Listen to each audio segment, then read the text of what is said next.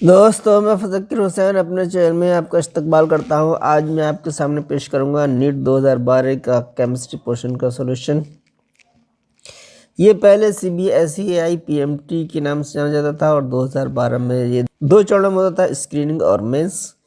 आज आपके सामने जो केमिस्ट्री पोर्शन रख रहे हैं वो स्क्रीनिंग का है। तो पहले 200 प्रश्न आते थे, 50 फिजिक्स, 50 केमिस्ट्री और 100 बायोलॉजी के। तो केमिस्ट्री पोर्शन का पहला प्रश्न है, एल्यूमिना Al2O3 से एल्यूमिनियम का निष्कर्षण निम्न में से किस गलित मिश्रण के विद्युत अपघटन द्वारा किया जाता है। तो साथियों, एल्यूमिना यानी Al2O3 विद्युत का कुचालक है तथा इसका गलनांक भी अत्यधिक उच्च होता है, इसलिए इसका विद्युत अपघटन करने से पहले इसमें फ्लोरस्पार CaF2 तथा क्रायोलाइट Na3Al मिलाया जाता है, जो इसके गलनांक को कम कर देता है और ये विद्युत का सुचालक बना देता है इसको। तो सी ऑप्शन हमारा सही है। अगला प्रश्न है, BaOH का ऑल्टोइस के एक संतृप्त विलयन का pH मान 12 है। BaOH के ऑल्टोइस की विलेयता गुणनफल Ksp का मान कितना होगा। तो हम देखते हैं कि BaOH ऑल्टोइस का pH मान 12 है, तो POH मान हो जाएगा 14 - 12 बराबर 2। हम देखते हैं कि POH बराबर होता है -log OH, अब POH का मान 2 आ गया है तो ये -log OH, तो ये आ जाएगा OH log को हटा देंगे तो ये -2 हो जाएगा, 10⁻²। तो ये हमारी क्रिया होती है Ba+2 और 2OH माइनस, इसको S इसकी विलेयता S मोलर पर लीटर मान है, तो ये S हो गई, ये 2S हो गई। तो ये हमारा हो जाएगा OH बराबर 2S और 2S बराबर हमारा निकल के आया है 1 × 10⁻²। तो 2S की वैल्यू आ जाएगी, जिसमें इसमें 2 में आ जाएगा, तो Ba आ जाएगा 0.5 × 10⁻²। विलेयता गुणनफल हमारा होता है Ksp बराबर Ba और OH का होल स्क्वायर, क्योंकि यहाँ पर OH जो है वो डबल है। तो Ba का मान लगा दिया हमने, OH का मान लगा दिया है, स्क्वायर हो जाएगा। तो इस तरीके से सॉल्व करने पर 5 × 10⁻7 इसका आंसर आया है। तो ये इसका बी ऑप्शन हमारा सही है। अगला प्रश्न है, जब Cl2 गर्म तथा सांद्र सोडियम हाइड्रोक्साइड विलयन के साथ अभिक्रिया करती है तो क्लोरीन की ऑक्सीकरण संख्या में परिवर्तन होता है। क्लोरीन जो है गर्म तथा सांद्र सोडियम हाइड्रोक्साइड विलयन के साथ क्रिया करती है, तो ये हमारा समीकरण बनता है 3Cl2 + 6NaOH। इससे बनेगा 5NaCl + NaClO3 + 3H2O। तो यहाँ पर क्लोरीन की जो ऑक्सीकरण संख्या है 0 है और यहाँ पर -1 है और यहाँ पर है +5। तो क्लोरीन की जो ऑक्सीकरण संख्या है 0 से -1 हो रही है और 0 से +5 तक परिवर्तित हो रही है। तो देखें 0 से -1 तथा 0 से +5, तो बी ऑप्शन इसका सही है। एक उपकोष में जिसके लिए L3 तथा n बराबर 4 है, इलेक्ट्रॉनों की अधिकतम संख्या होगी। तो यहाँ n जो है वो मुख्य ऊर्जा स्तर है तथा L उपकोष को प्रदर्शित करता है। यदि n बराबर 4 है तथा L बराबर 3 है तो फिर उपकोष जो होगा वो 4F होगा। F उपकोष में 7 कक्षक होते हैं और हर कक्षक में 2 इलेक्ट्रॉन होते हैं, तो 7 दूनी 14, तो अधिकतम संख्या इलेक्ट्रॉनों की जो होगी वो 14 होगी। ए ऑप्शन इसका सही है। निम्नलिखित में से कौन बाह्य कक्षक संकुल है और अनुचुंबकीय व्यवहार प्रदर्शित करता है। तो इनमें से देखें बाह्य कक्षक संकुल कौन बनाता है। तो बाह्य कक्षक संकुल वो बनाते हैं जो एनडी कक्षक का प्रयोग करते हैं। बाह्य कक्षक संकुल बंध बनाने में एनडी यानी डी कक्षक का प्रयोग करते हैं। इनमें यदि डी कक्षक में अयुग्मित इलेक्ट्रॉन उपस्थित होते हैं तो इनकी प्रकृति अनुचुंबकीय होती है। तो फिर देख रहे हैं कि ये NiNH3 का होल 6 +2 चार्ज है। तो इसमें डी कक्षक में अयुग्मित इलेक्ट्रॉन है, इसलिए Ni NH3 का होल 6 +2 चार्ज जो है ये अनुचुंबकीय व्यवहार प्रदर्शित करेगा। ये ऑप्शन हमारा सही है। अगले प्रश्न में है A+B ये क्रिया कर रहे हैं, ये उत्पाद बन रहा है। यदि B की सांद्रता दोगुनी कर दी जाती है तो अभिक्रिया की दर दोगुनी हो जाती है।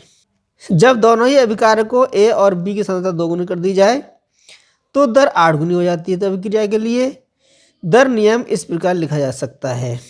तो ये हमारी अभिक्रिया है A+B और ये उत्पाद बन रहा है। अगर अभिक्रिया की कोटि हम X और Y मान लें तो फिर अभिक्रिया की दर बराबर होगी K। कोटि हमारी X है एक उत्पाद की और B उत्पाद की कोटि हमारी Y है। तो फिर इसको हम R मान लेते हैं। B की सांद्रता दुगुनी कर दी जाए तो ये हो जाएगा कि KAX2B, यानी B की सांद्रता दुगुनी की गई है, ये बराबर हो जाता है 2R। यहाँ से 2 बाहर आ जाएगा तो ये हो जाएगा 2 to the power Y KA to the power X B to the power Y बराबर 2R। ये चीज़ है वो R के बराबर है, तो 2 पे घात Y R बराबर 2R। R से R कट जाएगा, 2 टू द पावर Y बराबर 2 पे घात 1, तो Y बराबर आ जाएगा 1। अब यहाँ पर देखें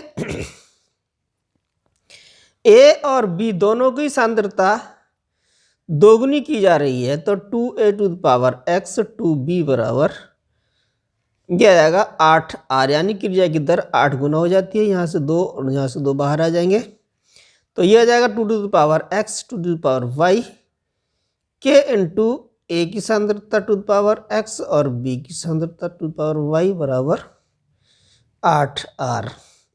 ये फिर हमारी R हो गई है 2 पे घात X Y का मान 2 आ गया है, ये हो गई R बराबर 8R। R से R कट गया है, 2 से 8 कट गए 4, 2 पे घात X 2 पे घात 2 हो जाएगा, तो X बराबर आ जाएगा 2। तो हमारी जो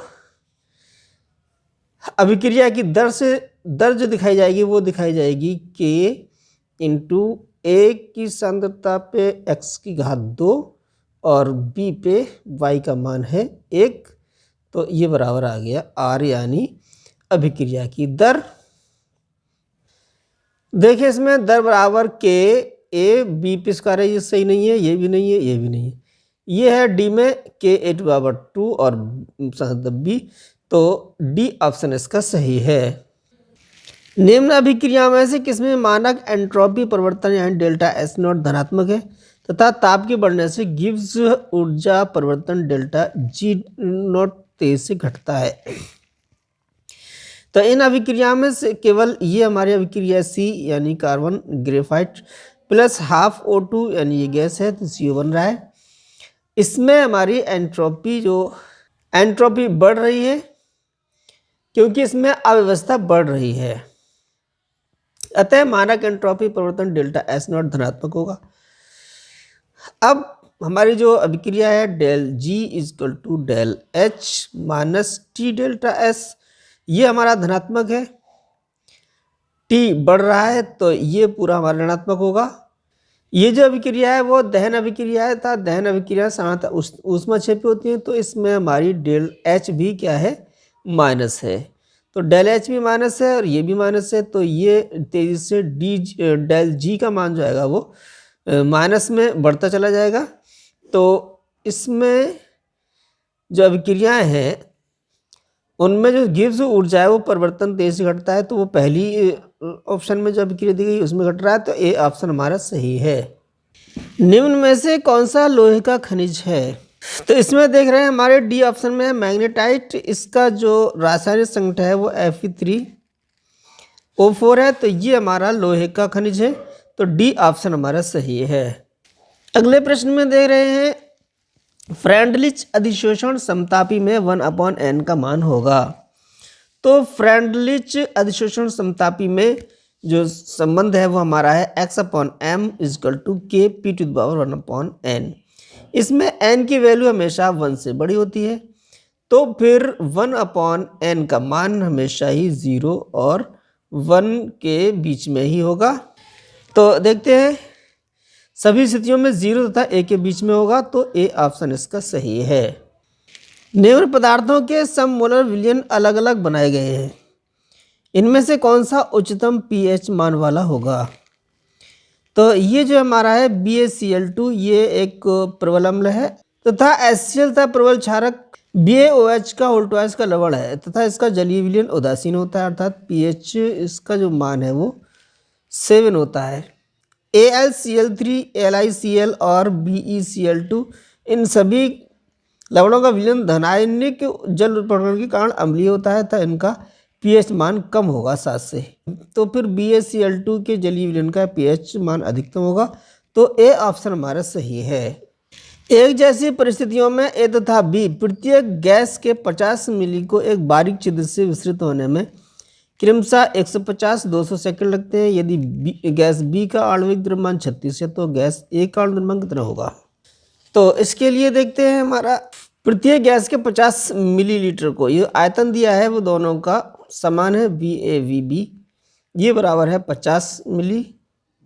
टाइम जो है वो हमारा TA और TB में ये हमारा थोड़ा सा चेंजिंग होना चाहिए, क्योंकि TA यानी A गैस का 150 लेते हैं और B गैस 200 लेते हैं, तो इनमें से कोई भी हमारा आंसर नहीं मिल रहा है। तो TA जो होगा वो विस्तृत होने में लगा समय 200 सेकंड होगा और TB यानी B गैस के विस्तृत होने में 150 सेकंड होगा। तो ग्राहम के विसरण नियम के अनुसार RB/RA बराबर होता है रूट के अंदर MA/MB, यही बराबर होगा VBTA/VATB। यहाँ से हमारे इन दोनों का हम संबंध देख रहे हैं। रूट के अंदर MA का निकालना है, तो MA तो निकालना है, MB का मान है 36 यानी B गैस का आणविक द्रव्यमान। VA और VB ये दोनों 50-50 है तो ये कट जाएंगी। TA हमारा 200 और TB है 150, 0 से 0 कट जाएगा, 50 से 50 कट जाएगा, ये हमारा 5 से कट जाएगा, 5 चौक 20, 5 तिया 15, इसका रूट हटा दें तो यह वर्ग लग जाएगा। तो MA/36 बराबर 4 का वर्ग, ये हो जाएगा 16/9।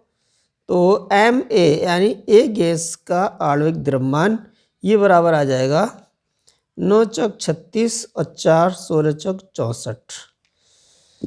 तो इसमें D ऑप्शन हमारा सही है। रूबिडियम परमाणु Z बराबर 37 यानी परमाणु क्रमांक वो रूबिडियम का है वो 37 है के संयोजक इलेक्ट्रॉन के लिए 4 क्वांटम संख्याओं का सही समूह है। तो ये हमारी रूबिडियम है, ये परमाणु क्रमांक जो है वो 37 है, ये बराबर होगा क्रिप्टॉन 36 परमाणु क्रमांक। अब 37वां जो इलेक्ट्रॉन जाएगा वो 5s1 पे जाएगा। यहाँ से हमारी n बराबर हो जाएगी 5, l बराबर 0 और m बराबर भी 0। अब ये इलेक्ट्रॉन है वो एक 5s1 में अकेला होगा, तो इसकी जो चक्कर संख्या होगी वो होगी s बराबर +½ तो इसमें देखें 500 +½ तो C ऑप्शन हमारा सही है। निम्न यौगिकों में से किस एक में नाइट्रोजन की उपचयन अवस्था उच्चतम है? तो यहाँ नाइट्रोजन की उपचयन अवस्था उच्चतम निकालना, जिस यौगिक में नाइट्रोजन की ऑक्सीकरण संख्या अधिक होगी उसी यौगिक की नाइट्रोजन की उपचयन अवस्था उच्चतम होगी। तो देखें यहाँ पर N की जो ऑक्सीकरण संख्या है वो -1/3 निकल के आई है, यहाँ पर -3 है, और इसमें अगर नाइट्रोजन की ऑक्सीकरण संख्या निकालें तो ये आ जाएगी -1/3।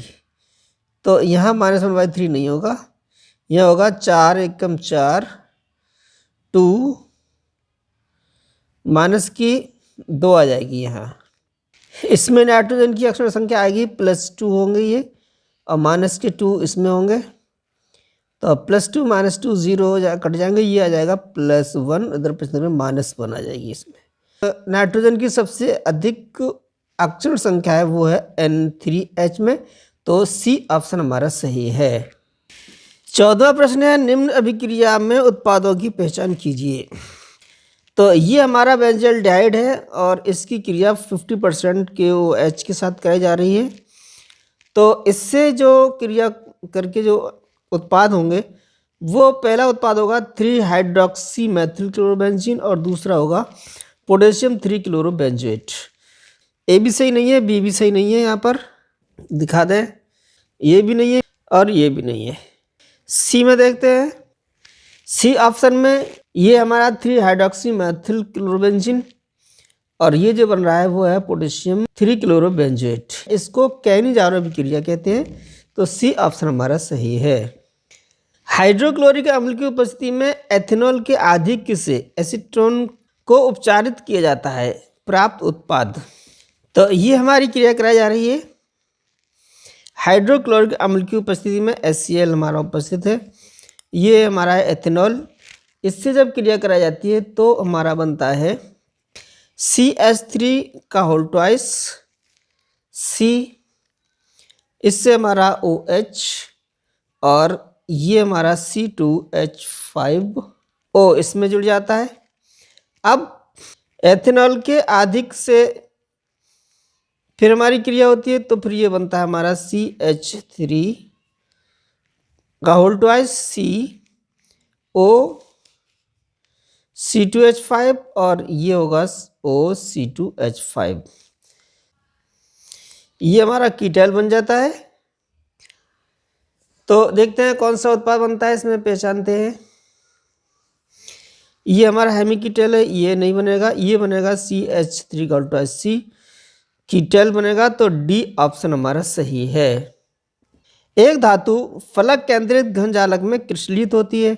यूनिट सेल के कोर की लंबाई 408 पिकोमीटर है। धातु परमाणु का व्यास क्या होगा? फलक केंद्रित घन जालक के लिए धातु परमाणु की त्रिज्या का जो संबंध है वो है 4r बराबर √2a, जहाँ a है वो कोर की लंबाई है। इसको सॉल्व कर लेंगे। r बराबर यहाँ से 2 यहाँ रखे हैं, 2 इधर पहुँचा दें क्योंकि इसमें व्यास पूछा है। तो व्यास हो जाएगा ये 2r, तो व्यास बराबर आ जाएगा, इसमें से 2 इधर आ जाएंगे, √2/2 और a की वैल्यू दी गई है 408। 2 से ये कट जाएगा, 2 दूनी 4, 2 चाको 8, ये आ जाएगा 204।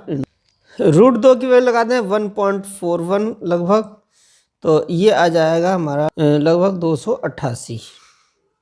तो ये हमारा 288 पिकोमीटर, ए ऑप्शन हमारा सही है।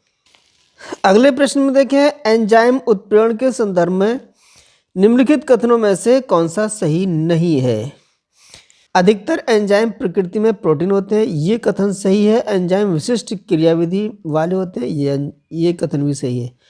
परावैंगनिक किरणों द्वारा तथा उच्च ताप पर एंजाइम विकृत हो जाते हैं, ये भी सही है।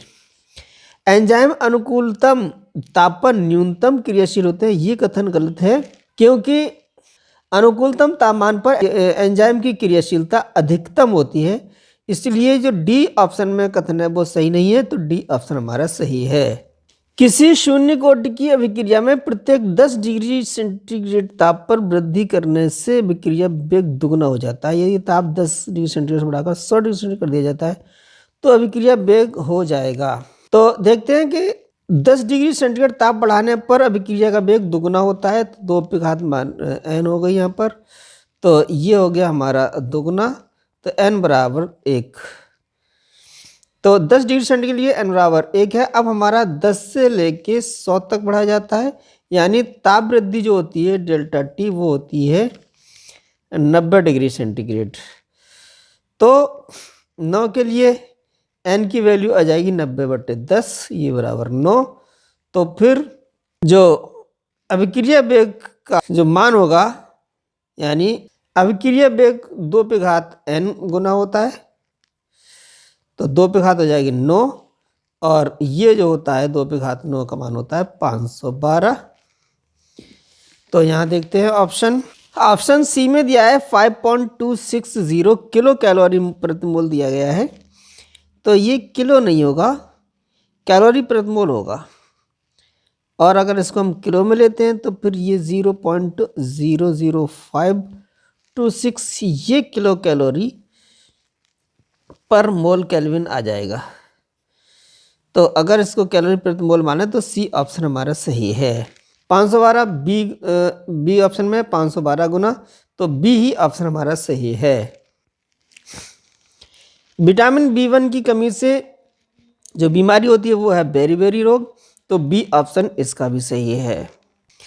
20वां प्रश्न है, निम्न यौगिकों में वो एक जो इलेक्ट्रोफिलिक नाइट्रीकरण के प्रति सर्वाधिक क्रियाशील है, वो इनमें से कौन सा है? तो इसमें दिया गया है नाइट्रोबेंजीन। ये हमारी नाइट्रोबेंजीन है, इसकी क्रियाशीलता सबसे कम है।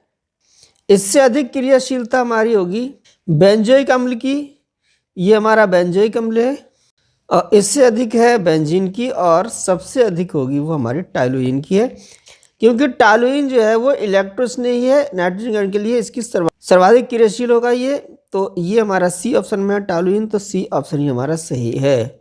बफर विलियम की अम्लीयता तथा क्षारकता स्थिर होती है क्योंकि वे अम्ल अथवा क्षारक मिलाने पर अभिक्रिया करके अनआयनीकृत अम्ल या क्षार देते हैं, तो बी ऑप्शन हमारा सही है। ट्राइक्लोरो एसिटिक अम्ल ए, ट्राइफ्लोरो एसिटिक अम्ल बी, और एसिटिक अम्ल सी, और फार्मिक अम्ल डी के घटते हुए अम्ल सामर्थ्य का सही क्रम है। तो सबसे अधिक जो होगा वो होगा बी का, उससे कम ए, और उससे कम डी, और उससे कम सी। ये जो घटता हुआ अम्ल सामर्थ्य का क्रम है वो ए ऑप्शन में है, सही है, तो ए ऑप्शन हमारा सही है। मोनोसैकेराइडों के निम्न युग्म में से कौन सा एक सुक्रोज बनाता है? तो सुक्रोज जो है वो अल्फा डी ग्लूकोपाइरेनोस तथा बीटा डी फ्रक्टोफ्यूरेनोस से बनता है, तो बी ऑप्शन इसका सही है। जल की संगलन एंथैल्पी इसके गलनांक पर 435 किलो कैलोरी पर मोल है। 0 डिग्री सेंटीग्रेड पर बर्फ के गलन के लिए मोलर एंट्रॉपी परिवर्तन होगा। तो बर्फ के गलन के लिए मोलर एंट्रॉपी परिवर्तन दिया जाता है डेल एस, गलन की उसमें बराबर डेल एच अपॉन टी। तो डेल एच की वैल्यू दी गई है, मान लगा देते हैं 1.435 किलो कैलोरी दिया है, इसमें 10⁻³ गुणा कर दें तो ये कैलोरी बन जाएगा। T degree centigrade 0 plus 273 kelvin में बदल देते हैं इसको, इसमें हम डिवाइड कर दें तो ये आ जाएगा 0.00526 इंटू 10⁻³ 10 से ये है 10⁻³ से मल्टीप्लाई कर दें तो 5.256 ये आ जाएगा कैलोरी पर मोल केल्विन। 25वां प्रश्न है, निम्न में से कौन सा एक युग्म समसंरचनात्मक होगा? इसमें जो युग्म समसंरचनात्मक होगा वो होगा BF4- तथा NH4+, क्योंकि ये इसकी जो संरचना है BF4- और NH4+, इसकी भी चतुष्फलकीय ज्यामिति है, इसकी चतुष्फलकीय ज्यामिति है, तो ये दोनों ही हमारे क्या हैं? समसंरचनात्मक है, तो डी ऑप्शन हमारा सही है। तो दोस्तों आज की वीडियो में बस इतना ही। इसमें 2012 में स्क्रीनिंग में 200 प्रश्न आए थे, 50 फिजिक्स, 50 केमिस्ट्री और 100 बायोलॉजी के। तो इसके केमिस्ट्री पोर्शन के 50 प्रश्न हैं, हमने 25 प्रश्न का सॉल्यूशन दे दिया है। अगले 26 से 50 तक अगली वीडियो में लेकर हाजिर होंगे। हम आपके सामने 26वां प्रश्न रखते हैं। इस प्रश्न का आंसर हमें कमेंट बॉक्स में ज़रूर दें। जो नीट की तैयारी हिंदी मीडियम से कर रहे हैं उनको शेयर करें, और हमारे वीडियो कैसे लगा लाइक करें। और सारे जहां से अच्छा हिंदुस्तान हमारा, हम बुलबुल हैं इसकी ये गुलसिता हमारा।